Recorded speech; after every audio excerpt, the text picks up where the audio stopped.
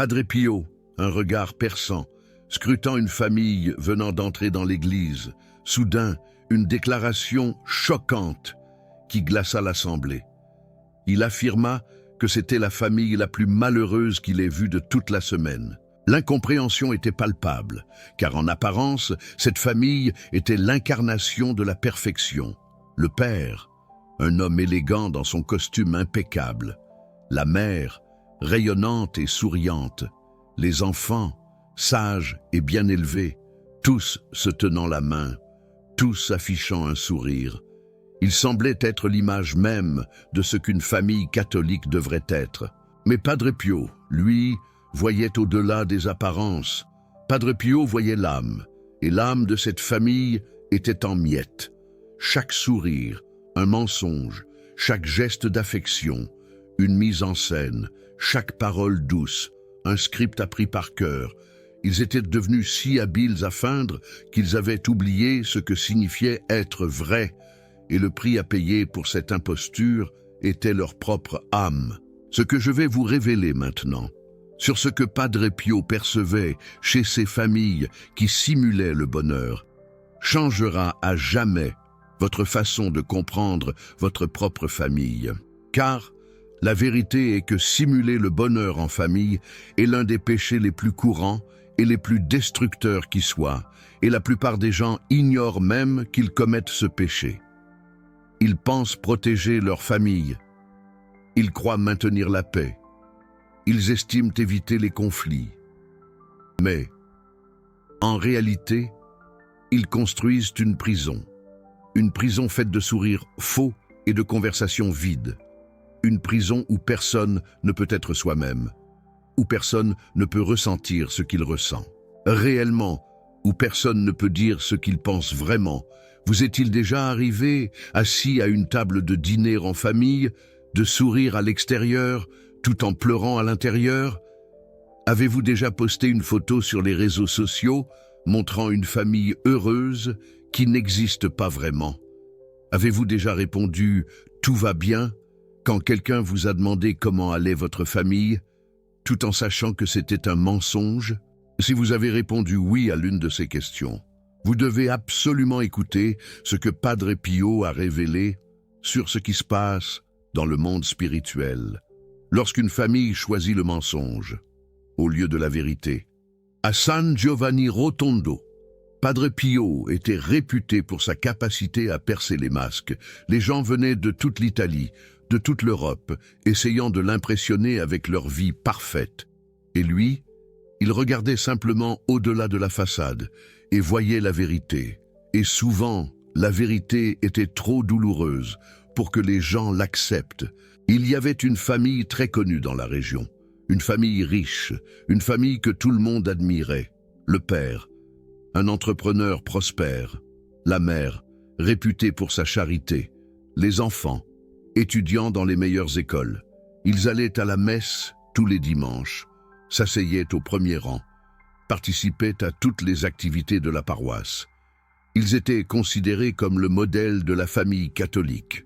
Un jour, cette famille alla voir Padre Pio pour demander une bénédiction spéciale. Il voulait qu'il bénisse toute la famille.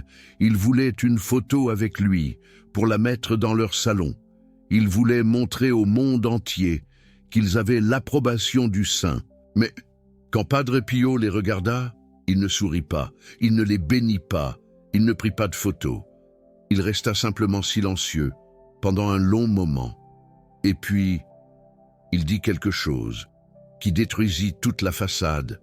Il dit qu'il ne pouvait pas bénir un mensonge. Il dit qu'il ne pouvait pas approuver une mise en scène.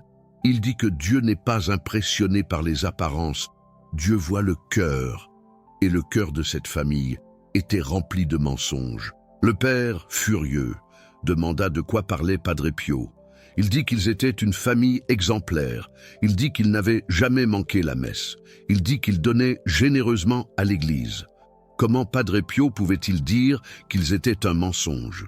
Et Padre Pio commença à décrire ce qu'il voyait. Il commença par le père.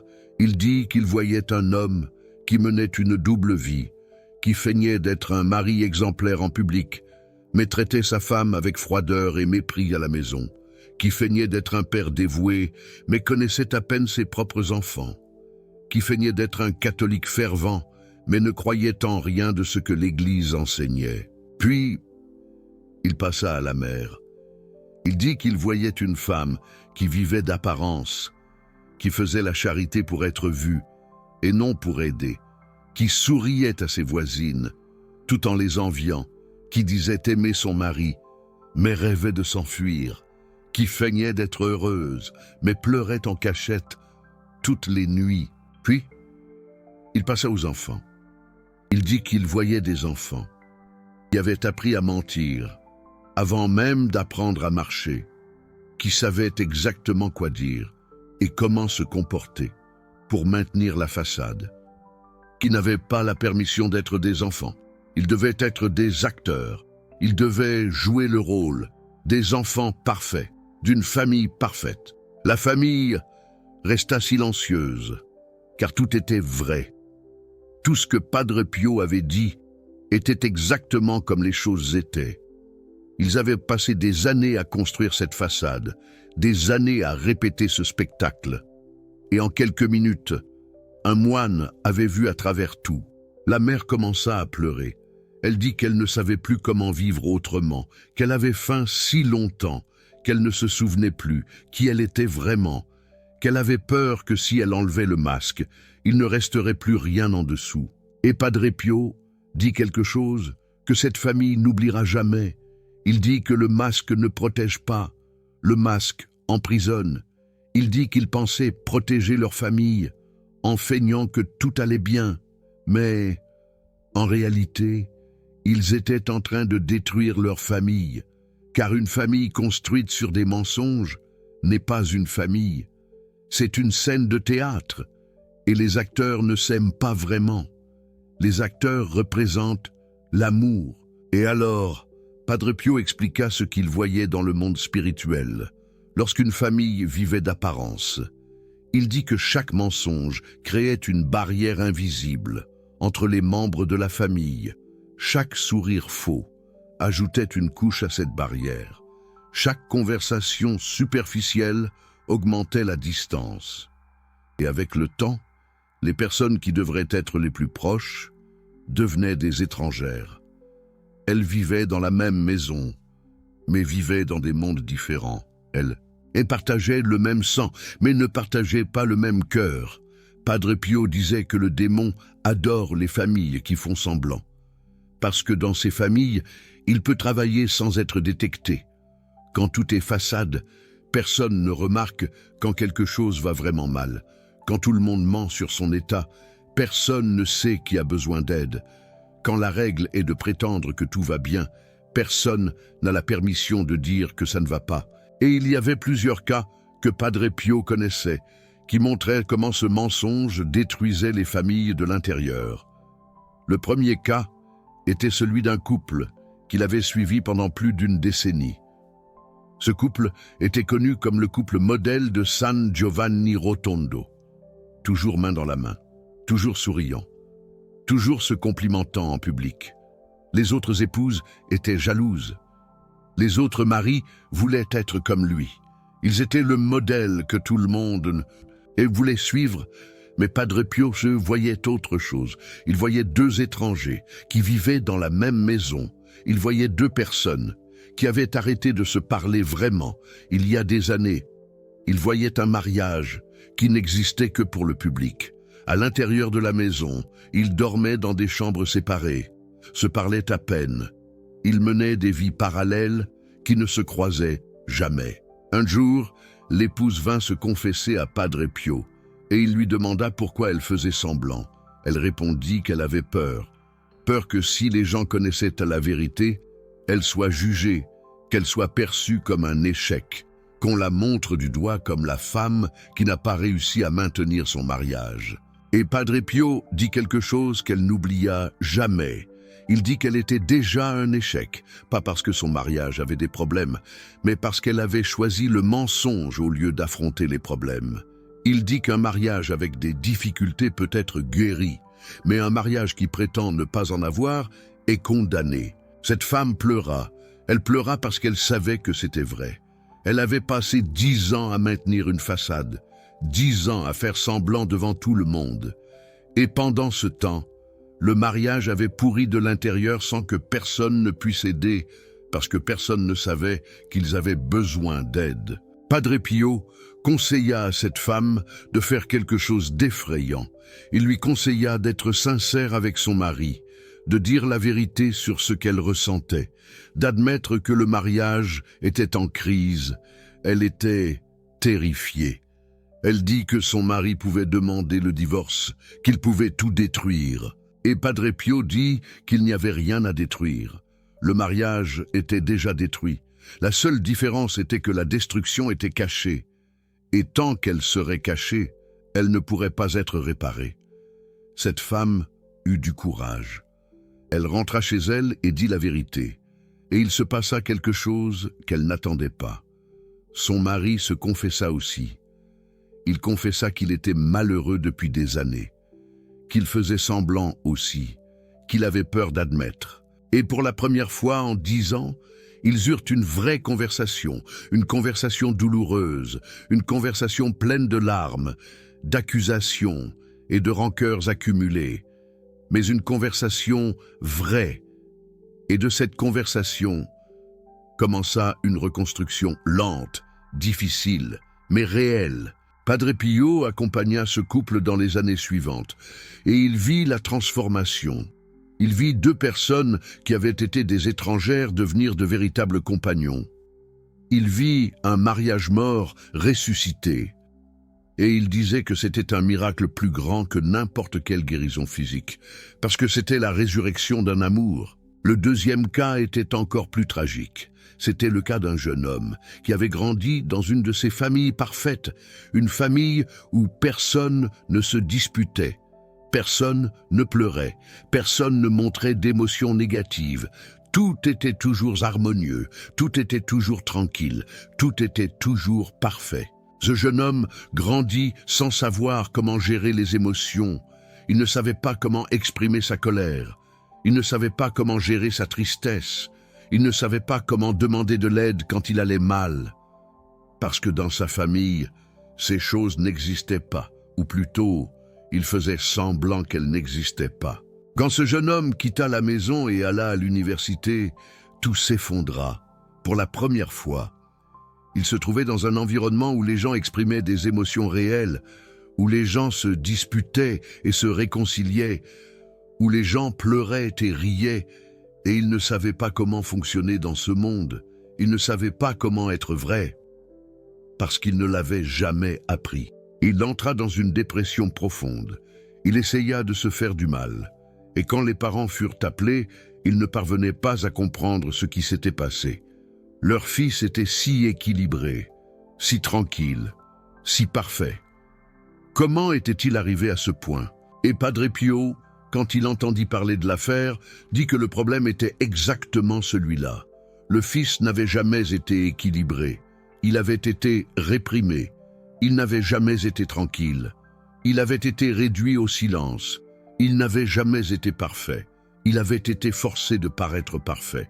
Et toute cette pression accumulée avait finalement explosé. Les parents réalisèrent, trop tard, que la famille parfaite qu'ils avaient construite était en réalité une usine de maladies mentales, qu'en interdisant les émotions négatives, ils avaient appris à leur fils à tout avaler.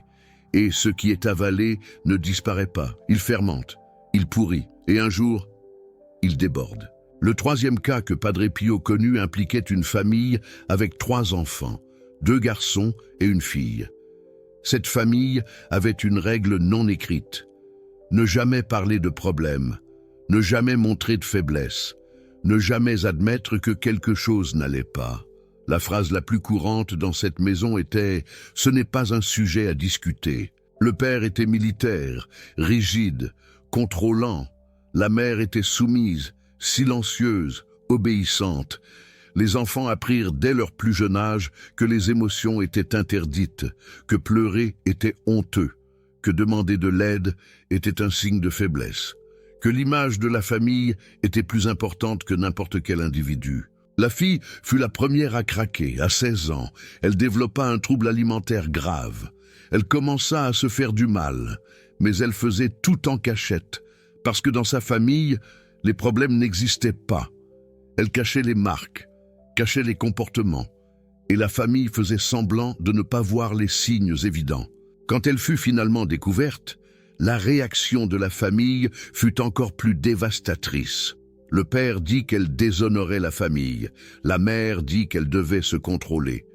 Il fut interdit aux frères de parler du sujet. La solution de la famille fut d'envoyer la jeune fille dans un internat loin de là, pour que personne ne le sache, pour que la façade continue d'être intacte. Padre Pio entendit parler de l'affaire quand les parents vinrent le voir, non pas pour demander de l'aide pour leur fille, mais pour lui demander de prier pour que personne ne découvre ce qui s'était passé. Ils étaient plus préoccupés par leur réputation que par leur fille. Et Padre Pio refusa. Il dit qu'il n'allait pas prier pour cacher la vérité. Il dit qu'il allait prier pour que la vérité vienne à la lumière. Il dit que cette famille avait besoin d'une intervention divine, non pas pour protéger l'image, mais pour détruire l'image, parce que l'image était devenue une idole, et les idoles doivent être détruites. Les parents furent horrifiés. Ils sortirent de là en colère. Ils dirent que Padre Pio n'avait aucune compréhension, qu'il ne comprenait pas l'importance de maintenir une bonne réputation, qu'il ne savait pas à quel point il était difficile d'élever des enfants. Des années plus tard, Padre Pio apprit que cette famille s'était complètement désintégrée. La fille ne s'est jamais rétablie. Elle passa sa vie à entrer et sortir des hôpitaux psychiatriques. Les fils, quand ils grandirent, coupèrent les ponts avec leurs parents, le mariage se termina par un divorce amer et les parents moururent seuls, sans aucun de leurs enfants à leurs funérailles. Tout parce qu'ils avaient choisi l'image au lieu de la vérité, tout parce que ce que les autres pensaient était plus important que ce dont la famille avait besoin, tout parce que le masque était plus précieux que les personnes derrière lui. Le quatrième cas était différent. C'était une famille qui vivait dans le mensonge, mais de manière plus subtile. Ce n'était pas une famille où il y avait de la violence ou des abus. C'était une famille où simplement personne n'était vrai, où tous interprétaient des rôles. Le père interprétait le rôle du père travailleur qui subvenait aux besoins de la maison. Il ne parlait jamais de ses peurs, n'admettait jamais ses insécurités, ne montrait jamais que parfois il ne savait pas quoi faire. Parce que les pères ne peuvent pas montrer de faiblesse. La mère interprétait le rôle de la mère dévouée qui vivait pour ses enfants. Jamais elle n'évoquait ses rêves abandonnés. Jamais elle n'admettait se sentir parfois étouffée par la maternité. Jamais elle ne disait avoir besoin de temps pour elle. Parce que, voyez-vous, les mères ne doivent pas être égoïstes. Jamais. Les enfants, eux, jouaient le rôle des enfants obéissants et reconnaissants. Ils ne remettaient jamais en question les décisions de leurs parents. Ils n'exprimaient jamais d'opinions divergentes. Ils n'admettaient jamais ressentir de la colère ou du ressentiment. Parce que, bien sûr, les enfants ne doivent pas manquer de respect à leurs parents, jamais. Et ainsi, cette famille fonctionnait comme un théâtre. Chacun connaissait son rôle, chacun récitait son texte, chacun effectuait ses mouvements, parfaitement orchestrés. Et à la fin de la journée, chacun se retirait dans sa chambre, soulagé de pouvoir enfin retirer le masque, jusqu'au lendemain où le spectacle recommençait. Inlassablement. Padre Pio disait que ce type de famille était le plus courant et le plus triste, parce qu'il n'y avait rien de spectaculaire, rien de dramatique, pas de violence. Pas de cris, rien qui puisse être montré du doigt comme étant mal. C'était juste une absence de vérité, une absence de connexion réelle, une absence d'amour, authentique, profond. Et les personnes de ces familles ne savaient souvent même pas qu'il manquait quelque chose. Elles pensaient que c'était ainsi que les familles fonctionnaient. Elles pensaient que l'amour consistait à remplir des rôles. Elle pensait que l'intimité, c'était vivre sous le même toit. Elle ne connaissait rien de différent. Elle ne savait pas que cela pouvait être différent, que cela pouvait être autrement. Mais attendez, car ce que je vais vous révéler maintenant est encore plus important. Parce que Padre Pio ne voyait pas seulement les dommages causés par le mensonge, il voyait aussi comment la vérité pouvait guérir, et le chemin vers la guérison était étonnamment simple. Mais il exigeait une chose dont la plupart des familles ont peur. Il exigeait de la vulnérabilité, une ouverture du cœur. Padre Pio enseignait qu'une famille ne peut être vraiment unie que lorsque chaque membre a la permission d'être vraiment humain. Cela signifie avoir la permission d'être triste, avoir la permission d'être en colère, avoir la permission d'être confus, avoir la permission de ne pas aller bien, avoir la permission d'avoir besoin d'aide. Il disait que les familles les plus fortes ne sont pas celles qui n'ont jamais de problème. Non, ce sont celles qui affrontent les problèmes ensemble. Ce ne sont pas celles qui ne se disputent jamais. Ce sont celles qui savent se disputer et faire la paix. Ce ne sont pas celles qui sont toujours heureuses. Ce sont celles qui ont de la place pour toutes les émotions. Et il y avait une famille que Padre Pio a suivie pendant des années et qu'il considérait comme un modèle de ce que devrait être une famille. Cette famille n'était pas riche, elle n'était pas célèbre, elle n'avait rien de spécial aux yeux du monde, mais elle avait quelque chose que la plupart des familles n'ont pas. Elle avait la vérité, l'authenticité. Dans cette famille, lorsque quelqu'un était triste, il pouvait dire qu'il était triste. Lorsque quelqu'un était en colère, il pouvait exprimer cette colère de manière saine. Lorsque quelqu'un commettait une erreur, il pouvait l'admettre, sans peur d'être jugé. Lorsque quelqu'un avait besoin d'aide, il pouvait demander, sans honte. Et le résultat était une famille où les gens se connaissaient vraiment, où les parents savaient ce que les enfants pensaient, où les enfants faisaient confiance à leurs parents, où l'amour n'était pas une performance, mais une réalité palpable. Padre Pio décrivait en détail ce qu'il voyait spirituellement dans ces deux familles différentes. La différence était impressionnante. Dans la famille qui feignait, il voyait des ténèbres entre les personnes, même lorsqu'elles étaient physiquement ensemble. Spirituellement, elles étaient séparées. Il y avait des murs invisibles entre chaque membre, des murs faits de mensonges accumulés, des murs faits de choses non dites, des murs faits d'émotions réprimées, et ces murs étaient si solides que même l'amour ne parvenait pas à les traverser. Il disait qu'il voyait aussi des cordes qui attachaient chaque personne à son rôle, des cordes qui empêchaient les mouvements authentiques, des cordes qui étouffaient la spontanéité. La famille qui feignait était pris son nez. Chaque membre était prisonnier du rôle qu'il représentait, et la prison était si confortable que beaucoup ne réalisaient même pas qu'ils étaient prisonniers. Et il y avait une présence sombre que Padre Pio voyait dans ces familles, une présence qui se nourrissait du mensonge. Chaque fausseté renforçait cette présence, chaque masque lui donnait plus de pouvoir. Et cette présence travaillait à maintenir la famille captive, parce que plus la famille feignait, plus il était difficile d'arrêter de feindre. Déjà, dans la famille véritable, Padre Pio voyait quelque chose de complètement différent. Il voyait de la lumière. Il voyait des connexions réelles entre les âmes. Il voyait des liens qui brillaient comme des fils d'or, reliant chaque membre aux autres. Et ces liens étaient flexibles. Ils pouvaient s'étirer sans casser. Ils pouvaient supporter la tension.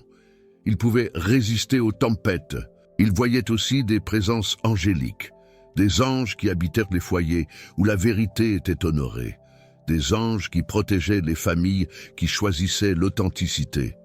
Et il disait que ces anges avaient beaucoup plus d'espace pour agir, parce que là où il y a la vérité, il y a de l'espace pour que Dieu travaille. Là où il y a le mensonge, cet espace est bloqué. Padre Pio expliquait que le mensonge familial était particulièrement grave, parce qu'il violait la nature même de la famille. Dieu a créé la famille pour être le lieu le plus SR au monde, le lieu où une personne pouvait être complètement elle-même, le lieu où elle n'avait pas besoin de masque. Lorsqu'une famille devient un lieu de mensonge, Elle pervertit le propos divin. Elle devient l'opposé de ce qu'elle devrait être. Et il y avait des signes que Padre Pio enseignait à identifier dans les familles qui vivaient d'apparence. Il disait que si vous prêtiez attention, vous pouviez voir la vérité à travers la façade. Le premier signe était la perfection excessive. Lorsqu'une famille paraissait trop parfaite, c'était probablement parce qu'elle cachait quelque chose. Les familles réelles ont des conflits, ont des désaccords, ont des jours difficiles. Une famille qui ne montre jamais rien de tout cela cache ou réprime. Le deuxième signe était le manque de vulnérabilité. Lorsque personne dans la famille n'admet jamais de faiblesse, lorsque personne ne s'excuse jamais, lorsque personne ne pleure jamais, quelque chose ne va pas. La vulnérabilité est nécessaire pour une connexion réelle. Sans vulnérabilité, il n'y a que de la superficialité. Le troisième signe était les conversations qui n'allaient jamais au-delà de la surface.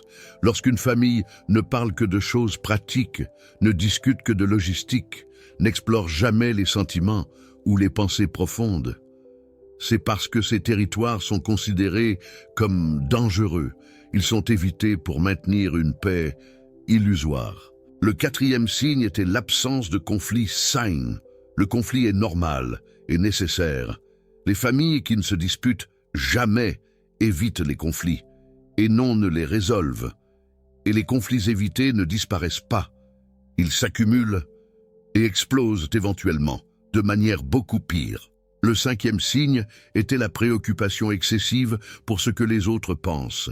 Lorsqu'une famille prend des décisions basées principalement sur l'image publique, lorsque ce que les voisins vont penser est plus important que ce dont la famille a besoin, les priorités sont inversées. Le sixième signe était la difficulté à dire « je t'aime » de manière authentique. Lorsque ces mots sont dits uniquement par obligation, uniquement comme une routine, sans émotion réelle. C'est parce que la connexion émotionnelle a été perdue. L'amour est devenu une formalité, vide de sens. Le septième signe était les enfants qui ne partagent rien avec leurs parents, qui se renferment et se murent dans le silence. Lorsque les adolescents cachent tout à leurs parents, lorsqu'ils ne se tournent pas vers eux dans les moments difficiles, lorsqu'ils préfèrent confier leurs problèmes à des inconnus plutôt qu'à leur propre famille, c'est qu'ils ont appris que la famille n'est pas un lieu sûr pour être vrai. Padre Pio disait que, lorsqu'il regardait cette famille, dans le monde spirituel, il voyait de la lumière, il voyait des connexions réelles entre les âmes, il voyait des liens qu'aucune tempête ne pourrait briser, parce que ces liens étaient construits sur la vérité. Et la vérité est plus forte que n'importe quel mensonge. Mais comment une famille qui est prisonnière du mensonge peut-elle commencer à vivre dans la vérité ? Padre Pio enseignait un processus qu'il appelait le démasquage graduel. Parce que retirer tous les masques d'un coup pouvait être trop traumatisant. Cela pouvait détruire au lieu de guérir. Le processus devait être fait avec soin. La première étape était qu'une personne commence, généralement, Padre Pio recommandait que ce soit la mère, parce que la mère est le cœur de la famille. Quand la mère commence à être vraie, elle donne la permission aux autres de l'être aussi. Cette personne devrait commencer en partageant une petite vérité, quelque chose qu'elle cachait, mais qui n'était pas trop grave, quelque chose qui pourrait ouvrir la porte sans provoquer une explosion, et elle devrait le faire dans un moment de calme, pas au milieu d'une dispute, pas pour attaquer, pour s'ouvrir. La deuxième étape était de créer de l'espace pour la réponse. Quand quelqu'un partage une vérité, les autres ont besoin de temps pour la processer. Ils peuvent réagir avec surprise, ils peuvent réagir avec colère, ils peuvent réagir avec soulagement. Toutes les réactions sont valides. L'important est de ne pas forcer, de ne pas exiger que les autres s'ouvrent immédiatement. Chacun a son temps. La troisième étape était d'établir de nouvelles règles. Des règles qui protégeraient la vérité au lieu de protéger le mensonge. Des règles comme ne pas juger quand quelqu'un partage quelque chose de difficile. Ne pas utiliser les vulnérabilités des autres comme des armes dans des disputes futures. Ne pas faire comme si des conversations difficiles n'avaient jamais eu lieu. La quatrième étape était de pratiquer la vérité dans les petites choses. Avant de pouvoir être vrai sur les grands problèmes, la famille doit pratiquer en étant vrai sur des choses petites. Comment te sens-tu vraiment aujourd'hui? Qu'as-tu vraiment pensé de cela? Qu'est-ce que tu veux vraiment faire? Ces questions simples commencent à créer une culture de vérité. Et Padre Pio avertissait que ce processus n'était pas rapide. Les familles qui ont passé des années ou des décennies à faire semblant n'allaient pas se transformer du jour au lendemain. Il y aurait des récidives. Il y aurait des moments où il serait plus facile de revenir à faire semblant. Il y aurait des conflits qui n'existaient pas quand tout le monde mentait. Mais ces conflits étaient un signe de guérison, pas d'échec. Ils signifiaient que les gens étaient finalement réels les uns avec les autres. Il y avait une femme, une certaine Isabelle, qui a suivi ce processus et a partagé son témoignage avec Padre Pio des années plus tard. Elle a dit qu'au début, c'était terrifiant. Quand elle a commencé à dire la vérité, son mari, un certain Antoine, était furieux. Ses enfants, Sophie et Lucas, étaient confus. La famille, qui semblait parfaite, a commencé à montrer toutes ses fissures. Mais elle a persisté. Elle a continué à être vraie. Elle a continué à créer de l'espace pour que les autres soient vrais. Et petit à petit, quelque chose de magique s'est produit. Antoine a commencé à s'ouvrir. Sophie et Lucas ont commencé à faire confiance. Les conversations superficielles ont été remplacées par des conversations réelles. Les masques sont tombés un à un. Et elle a dit que la famille qu'elle avait maintenant n'était pas parfaite. Ils se disputaient parfois, ils étaient en désaccord souvent. Ils pleuraient de temps en temps. Mais c'était réel, c'était vrai. Et l'amour qu'ils ressentaient les uns pour les autres maintenant était un amour qu'elle n'avait jamais ressenti auparavant. Parce que c'était un amour pour qui ils étaient vraiment, pas pour qui ils faisaient semblant d'être. Il y avait un autre témoignage que Padre Pio a gardé pendant des années. C'était celui d'un homme, un certain Jean-Pierre, qui avait été le patriarche d'une famille de masques. Il était le principal responsable de la culture du mensonge qui existait dans sa maison. C'était lui qui exigeait que tout le monde fasse semblant.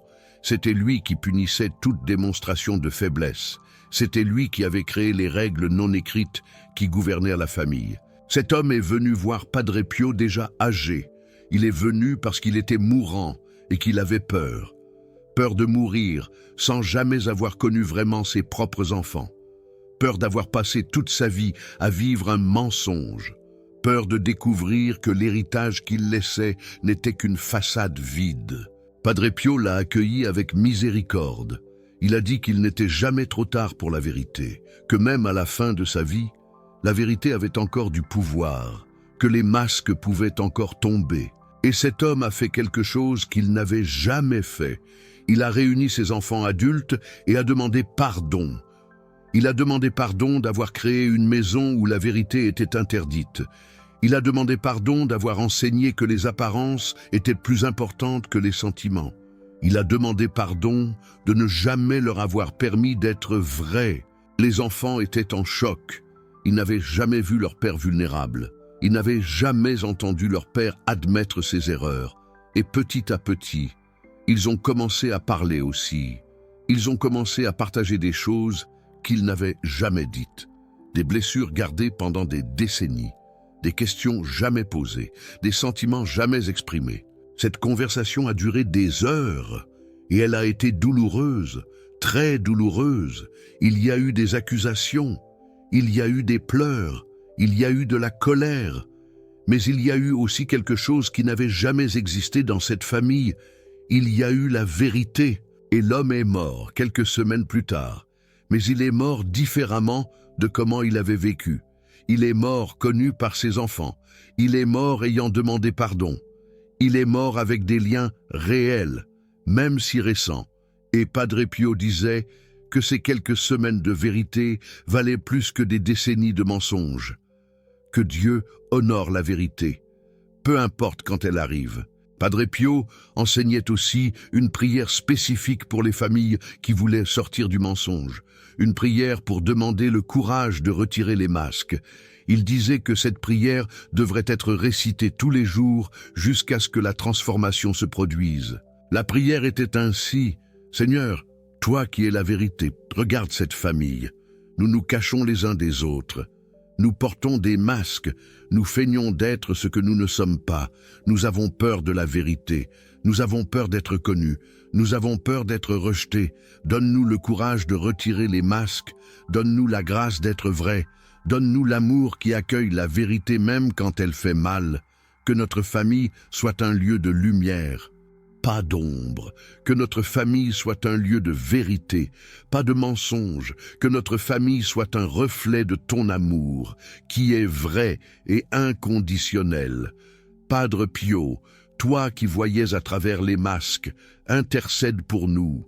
Aide-nous à avoir le courage d'être réels, aide-nous à accueillir la vérité les uns des autres, aide-nous à construire une famille vraie. Amen. Padre Pio disait que cette prière, récitée avec sincérité, ouvrait des portes dans le monde spirituel, commençait à affaiblir les masques, commençait à créer des fissures dans les façades, commençait à préparer les cœurs à la vérité qui allait venir. Padre Pio disait que cette transformation était l'un des plus grands miracles qu'il témoignait, plus grand que les guérisons physiques, plus grand que les visions. Parce que c'était la transformation d'un mensonge collectif en une vérité collective. C'était une famille entière choisissant la lumière au lieu des ténèbres. Mais il existe un aspect du simulacre familial que Padre Pio considérait comme particulièrement grave. Le simulacre au sein des familles catholiques, des familles qui utilisaient la foi comme une couche supplémentaire du masque. Il disait qu'il connaissait des familles qui allaient à la messe tous les dimanches et feignaient d'être dévotes, mais à la maison ne priaient pas. Des familles qui parlaient d'amour chrétien à la paroisse, mais vivaient en guerre à l'intérieur de leurs murs. Des familles qui citaient la Bible aux autres, mais ignoraient tout ce qu'elle leur disait à elles. Et cette hypocrisie était doublement dommageable, parce qu'en plus de détruire la famille, elle détruisait la foi des enfants. Des enfants qui grandissaient en voyant leurs parents faire semblant d'être catholiques, apprenaient que la foi était un masque de plus, une performance de plus, un mensonge de plus. Et beaucoup de ces enfants abandonnaient l'Église en grandissant, pas parce qu'ils ne croyaient pas en Dieu, mais parce qu'ils avaient vu que les adultes qui parlaient de Dieu ne croyaient pas vraiment. Padre Pio implorait les familles catholiques d'être véritables, que si elles ne pouvaient pas prier en famille, elles l'admettent et cherchent de l'aide, que si elles traversaient des difficultés dans leur mariage, elles recherchent des conseils au lieu de faire semblant que tout allait bien, que si les enfants s'éloignaient de la foi, elles discutent ouvertement au lieu de forcer une religiosité falsa. Il disait que Dieu préférait une famille qui admette ses luttes à une famille qui fait semblant de n'en avoir aucune, parce que la première pouvait être aidée, la seconde était fermée à toute aide, une famille véritable. Padre Pio a connu une famille catholique qui était extrêmement active à la paroisse. Le père était ministre de l'Eucharistie. La mère coordonnait le groupe de femmes. Les enfants étaient enfants de chœur. Tous les dimanches, ils étaient à la messe. Tous les jours fériés religieux, ils étaient aux célébrations. Ils étaient connus comme la famille la plus catholique de la ville. Un couple modèle. Mais à l'intérieur de la maison, la réalité était tout autre. Le père avait de sérieux problèmes avec l'alcool. La mère vivait pleine de ressentiment et d'amertume. Les enfants étaient forcés de participer aux activités de l'Église, non par dévotion, mais pour maintenir l'image. La foi qu'ils montraient en public n'existait pas en privé. Quand l'un des enfants a grandi et a complètement abandonné l'Église, les parents ont été dévastés. Ils ne comprenaient pas ce qui s'était passé. Ils avaient donné l'exemple. Ils avaient emmené leur fils à toutes les messes. Ils avaient enseigné toutes les prières. Comment pouvaient-ils rejeter tout cela? Padre Pio expliqua ce qui s'était passé. Il dit que cet enfant n'avait pas rejeté la foi. Il avait rejeté l'hypocrisie, Il avait vu ses parents parler d'amour chrétien à l'église et se disputer à la maison. Il avait vu ses parents recevoir la communion le dimanche et vivre dans le péché pendant la semaine. Il avait vu que la foi de ses parents était un masque de plus. Et il avait décidé qu'il ne voulait pas porter ce masque. Et Padre Pio a dit quelque chose de dur. Il dit que les parents étaient responsables de la perte de foi de leur fils. Non pas pour ne pas avoir enseigné la foi, mais pour avoir enseigné que la foi était un simulacre, que la religion était une apparence, qu'être catholique c'était aller à la messe et paraître saint. Ce n'était pas vivre saintement. Ses parents furent dévastés, mais pour la première fois, ils ont compris. Ils ont compris qu'ils avaient enseigné à leur fils un mensonge. Et le mensonge avait éloigné leur fils, non seulement d'eux, mais de Dieu. Padre Pio orienta cette famille à faire quelque chose de radical. Il leur conseilla d'arrêter de feindre la dévotion, que s'ils ne pouvaient pas prier avec le cœur, ils ne prient pas par obligation, que s'ils ne pouvaient pas vivre l'Évangile, ils ne prêchent pas l'Évangile, qu'ils recherchent une foi véritable, même si cela signifiait recommencer à zéro. Et cette famille suivit le conseil. Ils quittèrent les ministères qu'ils exerçaient, ils arrêtèrent de fréquenter la messe par obligation, et ils commencèrent un processus de recherche authentique de Dieu.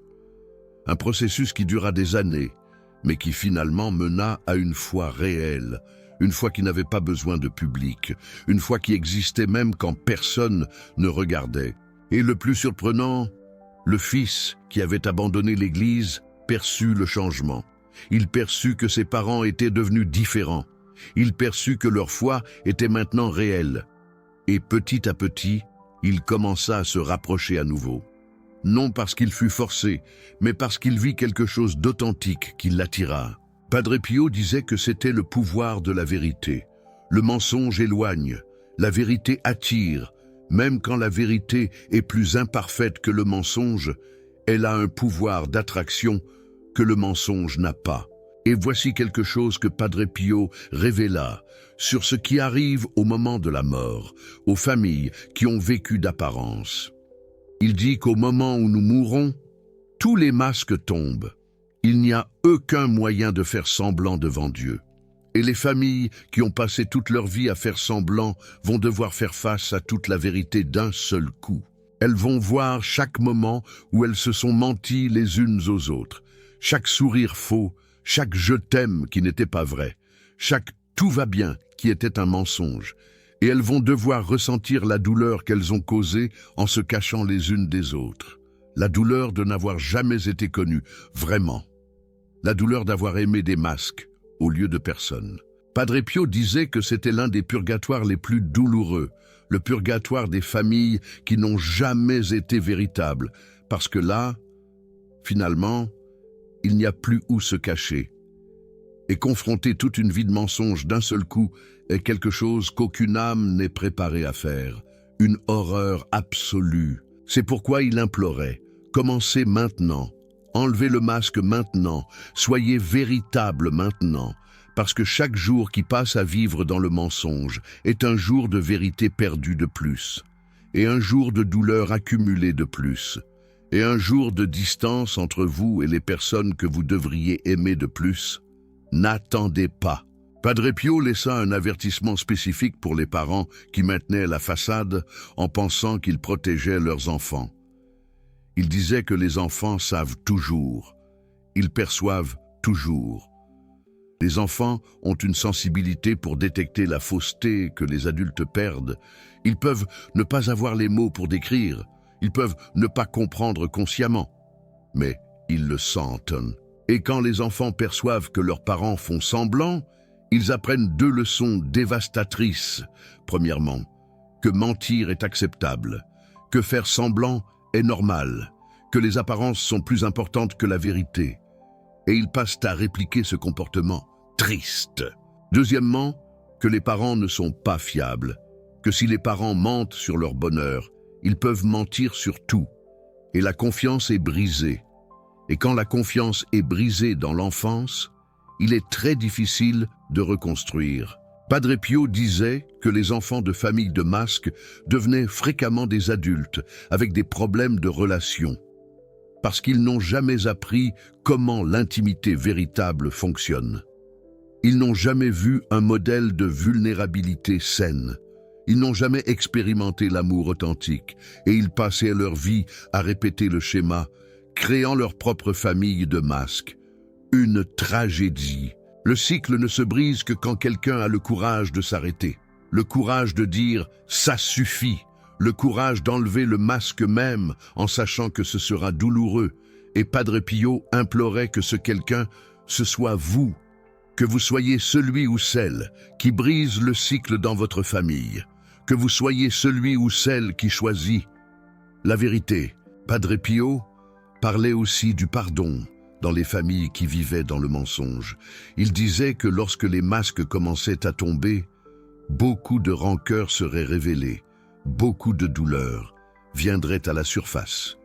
Des choses qui ont été cachées pendant des années, peut-être des décennies, seraient soudainement exposées.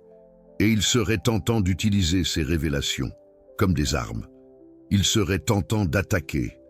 Il serait tentant de blâmer. Mais il avertissait que cela détruirait la transformation, que la vérité devait être accompagnée de pardon, que chaque masque retiré devait être reçu avec grâce, que chaque confession devait être accueillie avec miséricorde. Parce que si la vérité était punie, les masques reviendraient et reviendraient plus fort. Il enseignait que le pardon ne signifiait pas feindre que la douleur n'existait pas. Cela signifiait reconnaître la douleur. Et malgré tout, choisir l'amour. Cela signifiait dire « ce que tu as fait m'a blessé, et je choisis quand même de t'aimer ».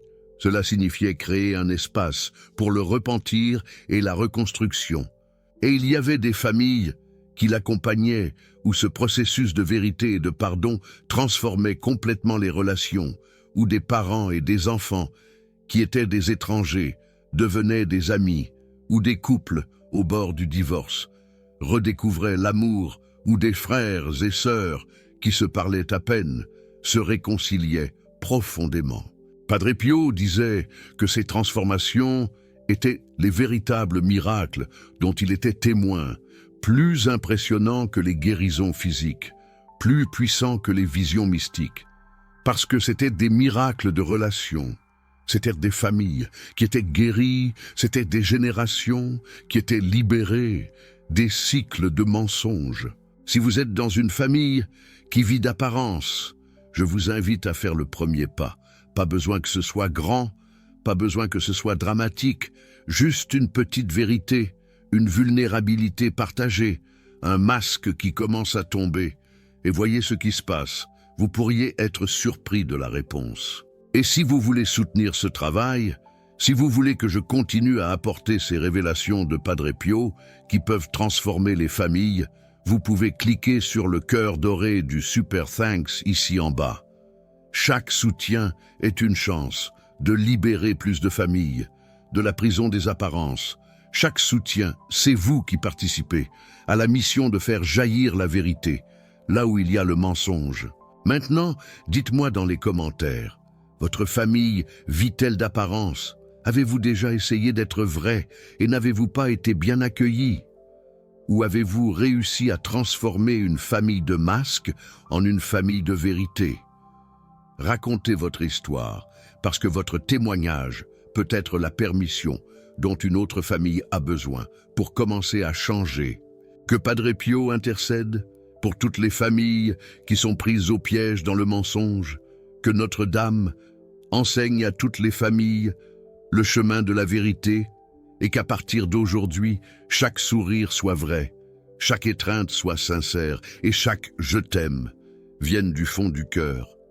Restez avec Dieu et que Padre Pio vous bénisse.